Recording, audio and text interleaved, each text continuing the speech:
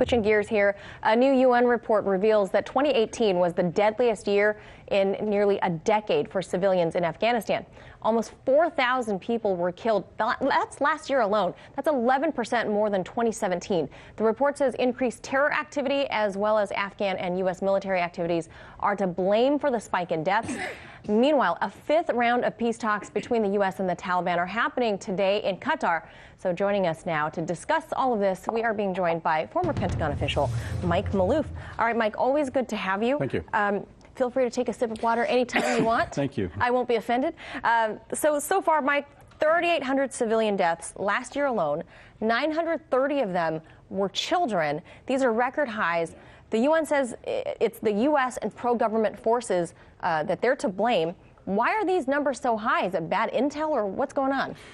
Excuse me. No, it's rules of engagement. They changed dramatically since the Trump administration came in. Rules of engagement basically said go after them, and that's what they've been doing. Excuse me, going after the Taliban. So and also we do have bad intel in those areas, very remote areas, and oftentimes like other militants, they'll use them for shields. And but the reality is that they are on the rise. And you'll notice, too, that bombing has intensified. Yes. So it's going to get even worse. Now, supposedly this peace deal is on the table following the Moscow summit a few weeks ago. Now they're meeting in Qatar. Are we likely to see peace anytime soon? Is this going to be brokered during the Trump administration? Well, it's an interesting question because if you will have to go to bin Salman, Crown Prince, Saudi Crown Prince bin Salman's recent visit to Pakistan.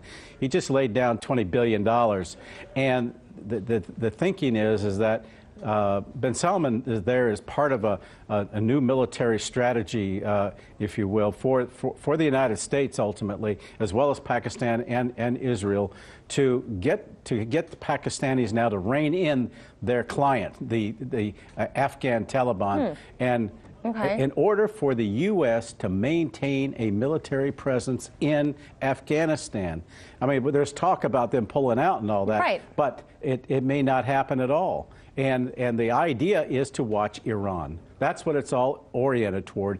And you got the United States, Israel, Saudi Arabia, and now Pakistan as part of this thing. If you'll recall, Pakistan recently agreed to not only accept the money, but tell Saudi Arabia, yeah, we're going to side with you against Iran in terms of a military alliance, a counterterrorism military alliance. And this is what is occurring.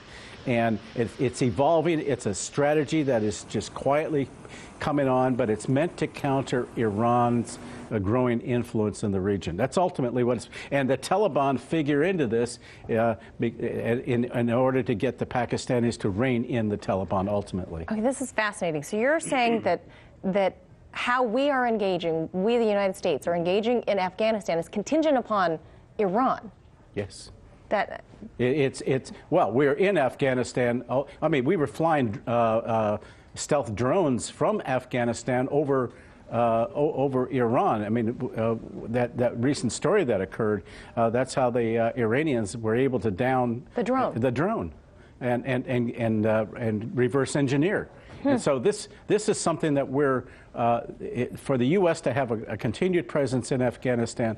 There's an understanding developing with the Pakistanis now, and you'll notice that Trump has also been becoming much more endearing toward Pakistan very recently. Yeah. And so this is all coming together but it's piece by piece, and no one really puts it together, and we're beginning to see this pattern emerge. Now, you mentioned the ramping up of the airstrikes. Yeah. Other insiders that are not Mike Maloof say that ramping up the bombing is meant to bring the Taliban to the table, which they are in Qatar.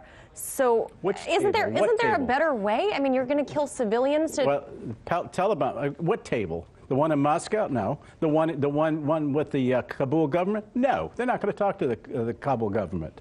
And they are talking to Khalilzad, the United States. But things are happening behind the scenes. You have the formal meeting, and all that Khalilzad is trying to do is get the Taliban to quit killing Americans and to maybe talk to the Kabul government, which the Taliban has not agreed to do. In fact, those meetings between Khalilzad and the Taliban are just negotiations on what to negotiate about.